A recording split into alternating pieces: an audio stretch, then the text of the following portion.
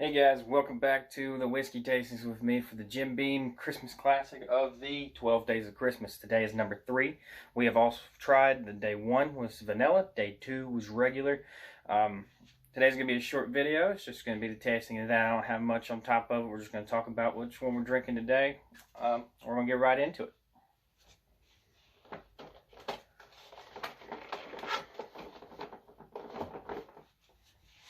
Okay. Today we have Jim Beam Honey. You guys see that? There it is. It is honey flavored today. Alright, we're going to pour it in.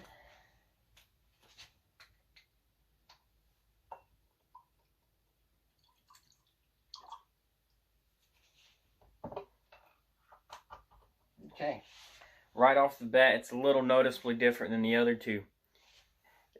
I don't know if you can really tell on the camera, but it's a very lighter than the other two we've been drinking. The other two is a darker caramely color. This is more of the honey color. It's very light. You can't really see it. It's a little darker on the camera. It definitely has that honeycomb look that it just come out of pure honey almost. You can smell the honey. It has a strong smell to it. You can definitely smell, like I said previously, the oakiness to it. It has a lot of oak in it. A lot of these are going to, again, like I said in the previous videos, they're going to continue to have that oak flavor, that oak smell. But the lesser they get on the totem, the less you're going to smell. It's not going to be a strong taste. This one is a 65 proof. That's a 32.5% alcohol. It's not a very strong whiskey. It's going to be one of those tasters, the mixers, something that you throw into something to liven up your little bit of your Coke or whatever you're drinking that day. Go ahead and try it and see how it tastes.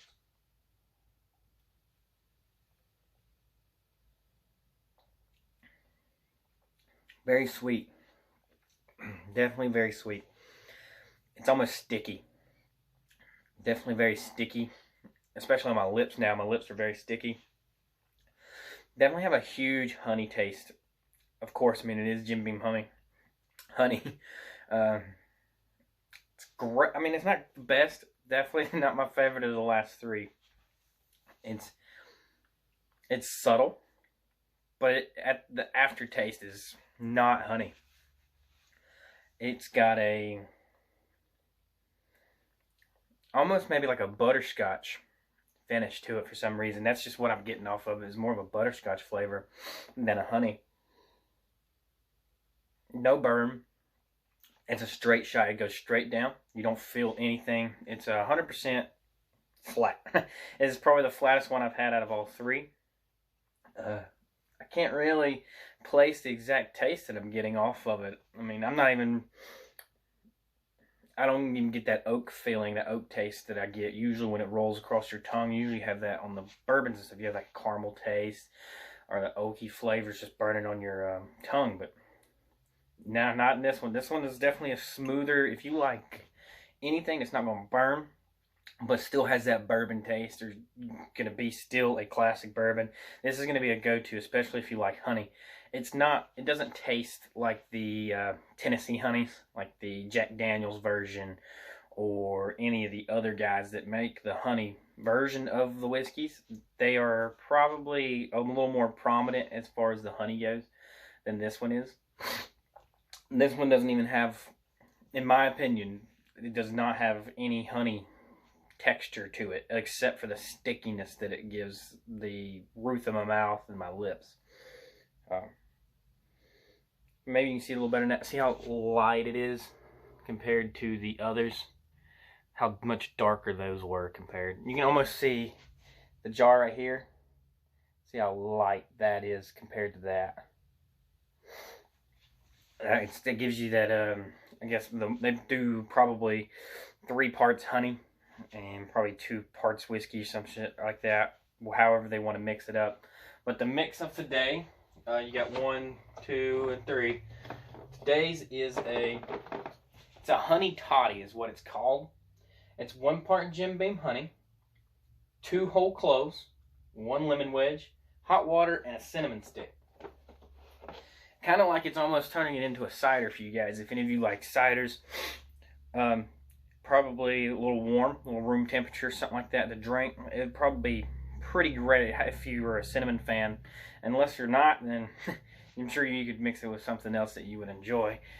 But I would buy it. It's not going to be a daily drinker for sure. It's not going to be a party drink or a daily drinker. I may not even probably have something like this on the shelf. It's just not one of my favorites. I would probably put this at maybe a $20 jar, if that, 20, 22. And that's the most I would pay for it. If there's any more than that, I probably wouldn't even buy it. Just for the simple fact of the taste that it has, I do not enjoy it. But we'll go ahead and finish it and get the rest of the taste. See, maybe I could try something different. Like I said, you try it several times, you might get a different flavor out of it.